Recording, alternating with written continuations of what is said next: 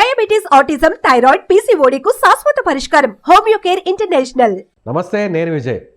దేశంలోనే అతి ముఖ్యమైన ప్రధాన రాష్ట్రాల్లో మహారాష్ట్ర ఒకటి. సో మహారాష్ట్ర ఎన్నికల ఫలితాల్లో ఎన్డీఏ దూసుకుపోతుంది. మళ్ళీ రెండోసారి అక్కడ అధికారాన్ని నిలబెట్టుకుంటుంది. భారీ మెజారిటీ వైపుగా ఇప్పుడు ఎన్డీఏ అక్కడ ఉన్నటువంటి మహాయుతి కూటమి దూసుకువెళ్తుంది. సో ఇప్పుడు బీజేపీ ఎన్డీఏ నెక్స్ట్ టార్గెట్ దక్షిణాదిలోనే ప్రధాన రాష్ట్రంగా, అతిపెద్ద రాష్ట్రంగా ఉన్నటువంటి తమిళనాడు మీద కాన్సన్ట్రేట్ చేయబోతుందా? సో పవన్ కళ్యాణ్ సేవల్ని ఎంతవరకు మహారాష్ట్ర ఎన్నికల ఫలితాల తర్వాత పవన్ కళ్యాణ్ ఇప్పుడు తమిళనాడు ఎన్నికల్లో ఎలా వినియోగించుకోబోతున్నారు, దీనిపైన విశ్లేషణ చేద్దాం. మనతో పాటు ఉన్నారు అనలిస్ట్ సుబ్రహ్మణ్యం గారు. నమస్తే సుబ్రహ్మణ్యం గారు. నమస్కారం సార్. మీకు తమిళనాడు పాలిటిక్స్ మీద చాలా స్పష్టమైన అవగాహన ఉంది. మీరు చాలా కాలం పాటు అక్కడ తమిళనాడులో పనిచేశారు. అవును. సో ఇప్పుడు తమిళనాడు ఎన్నికలు నెక్స్ట్ జరగబోతున్నాయి. అవును. సో తమిళనాడులో డిఎంకే ఇప్పుడు వన్ సైడ్గా ఉంది. ఎవరు కూడా టచ్ చేసే పరిస్థితి లేదు. ఎందుకంటే ఏఐడిఎంకే జయలలిత మరణం తర్వాత ఎవరు కూడా అక్కడ ఆ స్థాయిలో ప్రభావం చూపించే నాయకులు లేరు. సో ఇప్పుడు కొత్తగా విజయ్ పార్టీ పెట్టారు. పవన్ కళ్యాణ్ని బీజేపీ ఎన్డీఏ ఏ విధంగా అక్కడ ఉపయోగించే అవకాశం ఉంది? ఇప్పుడు మీరు మహారాష్ట్ర ఎలక్షన్స్ చూసినారనుకోండి సార్, ఫస్ట్ వచ్చేసి పవన్ కళ్యాణ్ గారి ఈ తుఫాన్ ఎఫెక్ట్ ఆంధ్రప్రదేశ్ నుంచి స్టార్ట్ అయిందనమాట. వై నాట్ 175 అన్నటువంటి ఒక ఫీలింగ్ నుంచి 11కి తీసుకొచ్చి కూర్చొని పెట్టి ఆయన ఫస్ట్ కొట్టిన వికెటే బౌండరీ దాటింది. ఆ కాన్ఫిడెన్స్తో బీజేపీ తీసుకెళ్ళి ఇప్పుడు మహారాష్ట్రలో పెట్టడం జరిగింది. ఈవెన్ మహారాష్ట్రలో కూడా ఇప్పుడు మీరు చూసినారంటే వ్యత్యాసం ఆల్మోస్ట్ 100కి పైన ఉంది. 120 దాటేసింది అపోజిషన్కి. సో పవన్ కళ్యాణ్ గారి ఎఫెక్టు అక్కడ అంతో ఇంతో ఖచ్చితంగా ఉంది. అంతో ఇంతో కదా, ఎక్కువనే చెప్పుకోవాలి. ఎందుకంటే ఒకటి హిందూ ధర్మం గురించి మాట్లాడి ఈ శతాబ్దపు ఛత్రపతిలాగా వాళ్ళకి కనెక్ట్ అవ్వడం ఒక పాయింట్. తెలుగు వాళ్ళందరినీ ఇన్ఫ్లుయెన్స్ చేసి తెలుగు వాళ్ళందరినీ ఒక పాయింట్ మీద తీసుకొచ్చి తెలుగు వాళ్ళు ఉన్న దగ్గర అంతా బీజేపీ ఇప్పుడు దూసుకుపోతుంది. ఇప్పుడు మీరు హ్యూమన్ సైకాలజీ మీరు చూసినారంటే తమిళనాడు గురించి తీసుకున్నా. తమిళనాడులో కొంచెం ఆర్థోడాక్స్ జనాలు, బట్ స్టిల్ ఇంచుమించు 3 కోట్ల మంది తెలుగు వాళ్ళు ఉన్నారు తమిళనాడులో. చెన్నై మహానగరం కావచ్చు, తిరువళ్ళూరు, చెంగల్పట్టు, అవును, మన పరిసర తిరుత్తని, ఇవన్నీ జిల్లాలంతా కూడా అటు పక్క చూస్తే కోయంబత్తూరులో కూడా తెలుగు కమ్యూనిటీ ఎక్కువ ఉన్నటువంటి ఇది. మదురైలో కూడా ఎప్పుడో సెటిల్ అయిన తెలుగు వాళ్ళు ఎంతోమంది ఉన్నారు. మీరు చూసినారంటే తమిళనాడు మొత్తం మీద తెలుగు మూలాలు ఉన్న వాళ్ళు ఎంతో మంది ఉన్నారనమాట. ఇప్పటికీ కూడా అక్కడ శాసనసభలో తెలుగు మాట్లాడే చాలా మంది ఉంటారు. చాలా మంది ఉంటారు. ఒక చెన్నైలోనే 16 కాన్స్టిట్యూయెన్స్ కంప్లీట్ తెలుగు వాళ్ళు ఉన్నారని వినపడ్డాం మేము అక్కడ. ఇలాంటి సిచ్యువేషన్లో ఇప్పుడు మీరు అక్కడున్న ప్రజలు కూడా గమనిస్తూ ఉంటారు. అక్కడ తెలుగు వాళ్ళు గమనిస్తుంటారు, తమిళ వాళ్ళు గమనిస్తుంటారు. ఎందుకంటే రీసెంట్గా పవన్ కళ్యాణ్ గారు పోయి అక్కడ ఒక తంది ఛానల్కి ఇంటర్వ్యూ ఇవ్వడము, అక్కడున్న డిప్యూటీ సీఎం ఈయన ఒక కామెంట్ చేయడము, ఉదయనిధి స్టాలిన్, తర్వాత విజయ్ గారు పార్టీ పెట్టడము, ఈ ఇన్సిడెంట్స్ అన్ని చూసినప్పుడు పవన్ కళ్యాణ్ గారి మీద ఖచ్చితంగా చూపు ఉంటుంది అక్కడ. విజయ్ గారు కూడా ఒక రకంగా పవన్ కళ్యాణ్ లాగా ఆయన స్ట్రాటజీతో ముందుకెళ్తున్నారు అనేది కూడా రాజకీయ విశ్లేషకులు చెప్తున్నారు. అవును. ఎందుకంటే అవసరమైతే పొత్తులకు పెట్టుకోవడానికి కూడా సిద్ధంగా ఆయన ఓపెన్గా చెప్పినాడు. ఏంటంటే మీరందరూ నన్ను సింగిల్గా గెలిపిస్తారు, అయినప్పటికీ మన ఐడియాలజీ నచ్చి వచ్చిన వాళ్ళనే ఖచ్చితంగా మనం చేర్చుకుంటామంటారు అన్నాడు. ఆడ ఇంకొక పాయింట్ ఆయన ఏం చెప్పినాడంటే, సార్ మామూలుగా డిఎంకే ఎంతసేపు పెట్టినా దేవుడు లేడు, సనాతన ధర్మం లేదనేసి మాట్లాడుతూ ఉంటారు. ఇక్కడ విజయ్ గారు చాలా తెలివిగా పెరియారు ఆలోచన విధానాన్ని తీసుకుంటూనే, పెరియారు దేవుడు లేడు అన్న మాటతో మాకు సంబంధం లేదు, దేవుడు ఉన్నాడని మేము నమ్ముతాము, ఎవరి దేవుని వాళ్ళు నాస్తికవాదానికి దూరంగా ఉంటామని చెప్పి చెప్పడం ద్వారా అక్కడున్న హిందువులందరికీ కనెక్ట్ అయ్యే ఒక ప్రయత్నం విజయ్ గారు చేసినారు. వన్ రీజన్ ఏంటంటే విజయ్ గారు బై బర్త్ క్రిస్టియన్ కాబట్టి. ఓకే. ఇప్పుడు పవన్ కళ్యాణ్ గారు మహారాష్ట్రలో పోయిన తర్వాత అక్కడ వచ్చిన ఫలితాలని తమిళనాడు కూడా ఖచ్చితంగా గమనిస్తుంది. ముఖ్యంగా డిఎంకే 100% గమనిస్తుంటుంది, కాంగ్రెస్ గమనిస్తుంటుంది. ఎంత లేదన్నా ఇప్పుడు అక్కడ కూడా అన్ఇమాజినబుల్ హవా నడిచింది ఇప్పుడు మహారాష్ట్రలో. ఇప్పుడు ఇదే ఊపుతో ఈయన రేపు అంటే 2026 గట్టిగా కొడితే ఇంకొక సంవత్సరం 2 నెలలు, సంవత్సరం 3 నెలలు ఉందన్నమాట. క్యాంపెయినింగ్ స్టార్ట్ అయిపోతుంది మనకి ఇంకొక 5-6 నెలల్లో. వాతావరణం కనిపిస్తుంది. ఇదే ఊపుతో పవన్ కళ్యాణ్ గారు అక్కడ అడుగు పెట్టినారనుకోండి, ఇంకొక గ్రేట్ అడ్వాంటేజ్, మరాఠీ అన్న కొంత తెలిసి ఈయనకి అక్కడ పోతే తమిళ పూర్తిగా మాట్లాడతాడు. ఇండస్ట్రీ మొత్తం అంతా కూడా అక్కడే ఉండింది, గతంలో అక్కడే ఉండింది. ఈయన నెల్లూరు వాస్తవుడు అయినందువల్ల, నెల్లూరు పెరగడం వల్ల డిస్ట్రిక్ట్ వచ్చేసి బార్డర్ డిస్ట్రిక్ట్, తమిళ భాష మీద పట్టుంటుంది. వీళ్ళ అన్న వీళ్ళందరూ అక్కడ ఉన్నారు. సో 2 రకాలుగా ఆయన కలిసి వచ్చింది. తమిళ్ లిటరేచర్ ఎంతో చదివి ఉన్నాడు ఈయన. అక్కడ ఉన్న వాళ్ళ రాజకీయ నాయకులు అందరి జీవితాన్ని అవపోషణ చేస్తున్నారు పవన్ కళ్యాణ్ గారు. ఆ తంది టీవీకి ఇచ్చిన ఇంటర్వ్యూలోనే అర్థమైంది మనకు అది. ఇప్పుడు ఇదే ఊపులో కనుక తమిళనాడులో ఎంటర్ అయినారు అంటే ఇప్పుడు అక్కడున్న జనాలు కూడా మీరు చూడండి సార్, ఎట్లా అంటే ఒక గాల్లో పోతారు కొన్ని సమయాల్లో. ఇప్పుడు ఇక్కడున్న తెలుగు వాళ్ళందరూ ఒకటైనారు పవన్ కళ్యాణ్ గారు మాటిని. మనం ఎందుకు అవ్వకూడదు అని ఆలోచన వస్తే దానికి నిదర్శనం రీసెంట్గా తెలుగు సంఘాలకు సంబంధించిన వాళ్ళందరూ అమరావతికి వచ్చి ఆయన కలిసేసిపోయినారు పవన్ కళ్యాణ్ గారిని. కానీ అక్కడ సుబ్రహ్మణ్యం గారు ద్రవిడవాదం ఎక్కువ కనిపిస్తుంది తమిళనాడులో. అవును. కానీ అలాంటి పరిస్థితుల్లో పవన్ కళ్యాణ్ గారిని ఎంతవరకు అక్కడ యాక్సెప్ట్ చేసే అవకాశం ఉంది? ద్రవిడవాదం కొంతవరకు చెప్పాలంటే ఇప్పుడు కొంచెం అవుట్డేటెడే సార్. ద్రవిడవాదం ఎవరెవరికి పనికొచ్చింది అంటే జయలలిత గారికి పనికొచ్చింది, ఎంజీఆర్ గారికి పనికొచ్చింది, తర్వాత కరుణానిధి గారికి పనికొచ్చింది. ఆ కరుణానిధి గారి తర్వాత కొంతవరకు ఇప్పుడున్న డిఎంకేకి పనికొచ్చింది, స్టాలిన్కి పనికొచ్చింది. ఇప్పుడు ఏంటంటే సార్ ఇప్పుడున్న జనరేషన్ మారింది. ఇప్పుడు తమిళనాడులో ఉన్న జనరేషన్ మారింది. ద్రవిడవాదం అంటేనే క్లారిటీ లేని వాళ్ళు ఎంతోమంది ఉన్నారు ఇప్పుడు. ఆ జనరేషన్ అంటే ద్రవిడవాదం గురించి అవగాహన ఉంది కాబట్టి ఉండింది. సో అది అంతగా వర్కౌట్ కాకపోవచ్చు ఇప్పుడు. ఇంకోటి ఏంటంటే ఏఐడిఎంకే హార్డ్ కోర్ ఓటర్స్ ఎలాగో అక్కడే ఉంటారు. కొంచెం గోడ మీద పిల్లులాగా ఉండాలి, అటు ఇటు మారేదానికి అవకాశాలు. ఆ గోడ మీద పిల్లుగా ఉన్న ఓటర్స్ డిఎంకేకు పోకుండా ఉండడానికి ఇప్పుడు విజయ్ గారు పార్టీ పెట్టినారు. ఇప్పుడు విజయ్ గారికి స్వతహాగా ఫిల్మ్ స్టార్గా ఆయనకు ఉన్నటువంటి చరిష్మా ఒకటి, ఆయన వచ్చి నాన్ కాంట్రవర్షియల్ పర్సన్ కొంచెం విజయ్ గారు, అది ఒకటి ఉంది. ఇప్పుడు పవన్ కళ్యాణ్ గారు కూడా ఫిల్మ్ ఇండస్ట్రీకి కనెక్ట్ అయినటువంటి ఒక వ్యక్తి. కొంచెం సిమిలారిటీస్ అలాగే కనిపిస్తాయి ఇద్దరు కూడా. అవును, విజయ్ గారికి పవన్ కళ్యాణ్ గారికి. అవును, ఇద్దరు కూడా ఒక స్టార్ హీరోలు, స్టార్ ఇమేజ్లో ఉంటుంది.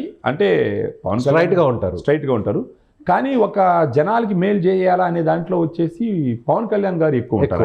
ఆయన సొంత డబ్బులు కూడా ఖర్చు పెడతారు. సో ఇప్పుడు ఆయన రాజకీయాలకు వచ్చినారు కాబట్టి బహుశా విజయ్ గారు కూడా చేస్తారేమో. ఒకప్పుడు చేసినారు, వాళ్ళ ఫ్యాన్స్ సంఘం వచ్చేసి ఒక పెద్ద డ్రైవ్ చేస్తున్నారు పిల్లలకి బుక్స్ ఇవ్వడానికి, పెన్నులు ఇవ్వడానికి.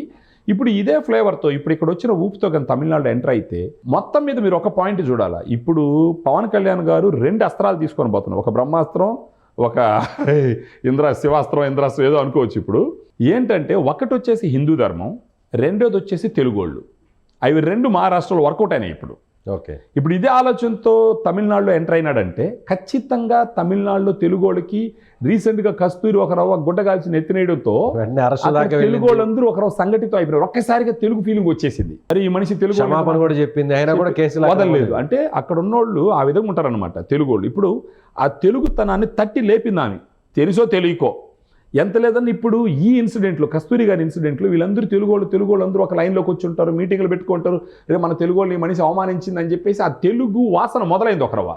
సో అందుకే డిఎంకే వెంటనే పోలీసుల ద్వారా అరెస్ట్ చేసింది. ఎక్కడ ప్రమాదం వస్తుందో తెలుగు వాళ్ళ నుంచి అని.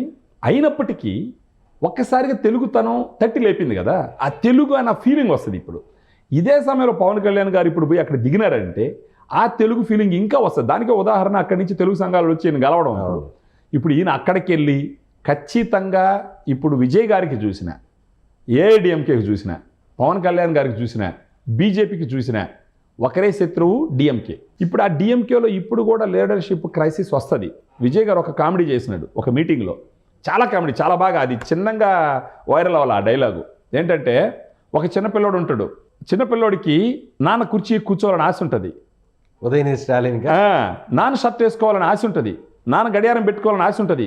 కానీ ఆ చిన్నపిల్లడికి తెలియని విషయం ఏంటంటే నాన్న కుర్చీలో ఈ కుర్రాడు కూర్చుంటే బాగుండదని, నాన్న షర్ట్ వేసుకుంటే దొడదలని ఉంటుందని, అది వాచ్ చేసుకుంటే అది ఫిట్ కాదని ఆ కుర్రాడికి తెలియదు.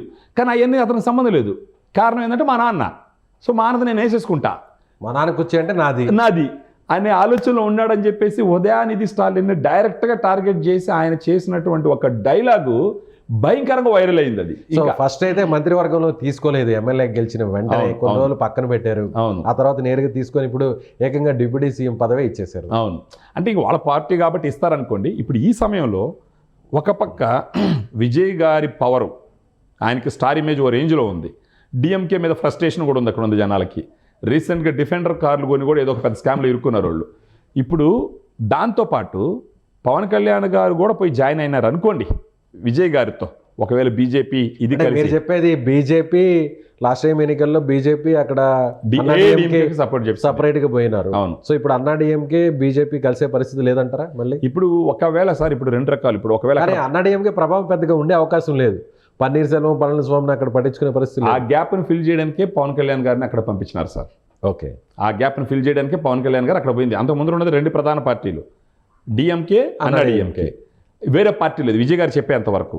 చిన్న చిన్న పార్టీలోనే పెద్ద ప్రభావితం. కమల్ హాసన్ గారి పార్టీని కూడా పెద్ద పట్టించుకోలేదు, ప్రభావితం చేయవు. విజయకాంత్ గారి పార్టీ గతంలో ఉన్నది కానీ రీసెంట్ గా పోయిన తర్వాత పెద్దగా లేదు. అది ఉన్నారు, ఇప్పుడు కూడా ఉన్నారు కానీ అన్ని దగ్గర పోటీ చేసినారు కదా, గెలవలేదు వాళ్ళు. ఇప్పుడు ఆ పార్టీ కూడా విజయ్ కలుస్తుంది ఖచ్చితంగా. ఇప్పుడు పవన్ కళ్యాణ్ గారు అక్కడ పోయిందే గ్యాప్ ఉన్న ఏఐడిఎంకేని ఫిల్ చేయడానికి. ఇప్పుడు దానితో పాటు ఖచ్చితంగా ఈయన శత్రువు కూడా, విజయ్ గారి శత్రువు కూడా డిఎంకే. ఇప్పుడు ఖచ్చితంగా విజయ్ గారు ఏఐడిఎంకే ఒకటి అయిందంటే పవన్ కళ్యాణ్ గారు బీజేపీ విజయ్ గారితో కలిసినట్టే.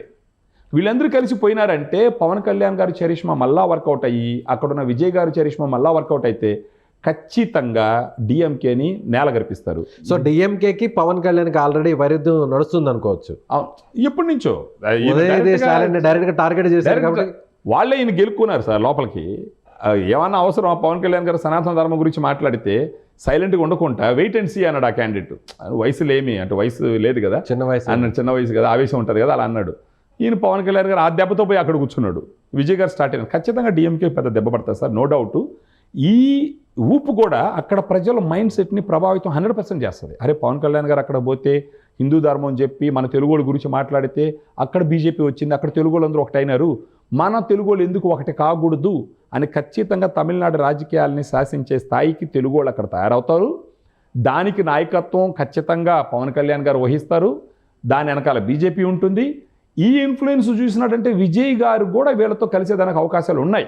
ఎందుకంటే ఇప్పుడు వీళ్ళందరూ ఒకటైనారంటే విజయ్ గారు కూడా గెలవాలి కదా.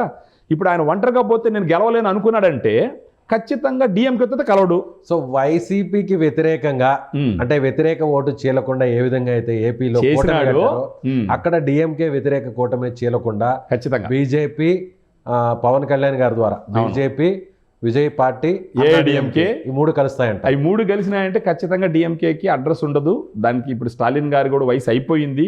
ఈ ఉదయనిధి స్టాలిన్ అంత గొప్పగా ఓన్ చేసుకోరు. ఉదయనిధి స్టాలిన్ ఒక పక్క నిలబడి ఫర్ ఎగ్జాంపుల్ విజయ్ పవన్ కళ్యాణ్ గారు ఏఐడిఎంకే బ్యాక్ నుంచి బీజేపీ సపోర్టు ఎక్కడ తట్టుకోగలరు సార్ వాళ్ళు? ఛాన్స్ లేదు. నేరుగా జనసేన అక్కడ పోటీ చేసే పరిస్థితి ఉందంటారా? జనసేన పోటీ చేయకపోవచ్చు సార్, ఎందుకంటే జనసేన పోటీ చేస్తే మన ఓట్లు చెల్తాయి. ఓకే, సో జనసేన పోటీ చేయకపోవచ్చు. సో పవన్ కళ్యాణ్ ద్వారా బీజేపీ అనేది అక్కడ పోటీ చేసే పరిస్థితి ఉంటుంది. ఉంటుంది. ఒకవేళ బీజేపీ డైరెక్ట్గా పోటీ చేయకపోయినా కూడా, ఎందుకంటే కొన్ని ప్రజల రెస్పాన్స్ చూసి ఒకవేళ ప్రజలు కానీ బీజేపీని ప్రజలు ఒక వ్యతిరేకిస్తారు. అక్కడ సౌత్ సైడ్ తక్కువ ఏపీ అది గమనించిందంటే బీజేపీ వాళ్ళకి ఇంటెలిజెన్స్ ఉంటుంది కదా సార్, ఆ రిపోర్ట్స్ అంతా తెప్పించుకుంటారు.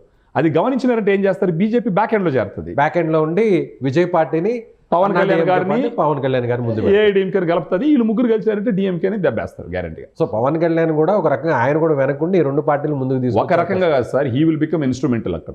ఓకే, ఖచ్చితంగా ఇప్పుడు ఎట్టయితే మహారాష్ట్రలో ఆయన ఇంపాక్ట్ చూపించినాడో అక్కడ ఇప్పుడు ఫర్ ఎగ్జాంపుల్ పవన్ కళ్యాణ్ గారు వెళ్ళలేదు అనుకుందాం, ఏఐడిఎంకే సపరేట్గా పోటీ చేసింది, విజయ్ గారు సపరేట్గా పోటీ చేసినారు, డిఎంకే సపరేట్ పోటీ చేసినారు, మన ముగ్గురులో హంగ్ వచ్చే అవకాశాలు ఉంటాయి. ఓట్లు చీలిపోతాయి. ఎందుకంటే అది డిఎంకేకి అడ్వాంటేజ్గా మారుతుంది. డిఎంకేకి అడ్వాంటేజ్గా మారుతుంది. అది గమనించినారు వీళ్ళు. అందుకే పవన్ కళ్యాణ్ గారు అక్కడ ఎంటర్ అయినారు. సో విజయ్కు కూడా వేరే ఆప్షన్ లేదు, వీళ్ళతో కలుపుకొని పోవడమే ఉత్తమం. లేకపోతే మళ్ళీ విజయ్ గారు కూడా పవన్ కళ్యాణ్ గారు లాగా 15 సంవత్సరాలు వెయిట్ చేయాల్సి వస్తుంది. ఒకవేళ విజయ్ గారు ఇలా కలుపుకొని పోతే ఖచ్చితంగా విజయ్ చీఫ్ మినిస్టర్ దానికి అవకాశాలు అన్ని రకాలుగా ఉంటాయి. ఎందుకంటే విజయ్ని చీఫ్ మినిస్టర్ పెడతారు అక్కడ. ఎందుకంటే ఏఐడిఎంకేలో ఒకవేళ అనుభవం ఉన్నప్పటికీ వాళ్ళకి మిగతా సంబంధించిన పోర్ట్ఫోలియోలు ఇచ్చి విజయ్కి చరిష్మా ఉంది కాబట్టి, ఫ్యాన్ బేస్ ఉంది, చరిష్మా ఉంది కాబట్టి ఆయన్ని అక్కడ సీఎం క్యాండిడేట్గా పెడతారు. వాళ్ళని ఎదిరించాలంటే వీళ్ళు ముగ్గురు కలవాలి. చూద్దాం సుబ్రహ్మణ్యం గారు, మీరు అన్నట్టుగా రాబోయే రోజుల్లో రాజకీయ పరిణామాలు ఏ విధంగా తమిళనాడులో మారుతాయో చూద్దాం. థ్యాంక్ యూ అండి. సో సుబ్రహ్మణ్యం గారు చెప్తున్నట్టుగా మహారాష్ట్ర ఎన్నికల ఫలితాల్లో పవన్ కళ్యాణ్ వల్ల ఏ విధంగా ప్రభావితమయ్యాయో, ముఖ్యంగా ఆయన అక్కడ ప్రచారం చేసిన తరువాత అక్కడికి వచ్చినటువంటి ఫలితాలను బట్టి చూస్తే ఇప్పుడు రాబోయేటువంటి కాలంలో కూడా వచ్చే తమిళనాడు ఎన్నికల్లో చాలా కీలకంగా పవన్ కళ్యాణ్ని అక్కడ ఉపయోగించే అవకాశం ఉంది బీజేపీ. ముఖ్యంగా బీజేపీ వెనక ఉండి పవన్ కళ్యాణ్ ద్వారా విజయ్ పార్టీ, అదేవిధంగా అన్నా డిఎంకే పార్టీ మూడు కూడా కూటమి కట్టే అవకాశం ఉంది. డిఎంకే వ్యతిరేక ఓటుని చెల్లనివ్వకుండా ఖచ్చితంగా అక్కడ ఈ పార్టీలు కలిసే అవకాశం ఉన్నట్టుగా సుబ్రహ్మణ్యం గారు చెప్తున్నారు. చూద్దాం మరి. Thank you so much. Suman టీవీలో మీ పర్సనల్ అండ్ బిజినెస్ ప్రమోషన్స్ కోసం కింది నెంబర్కి కాంటాక్ట్ చేయండి.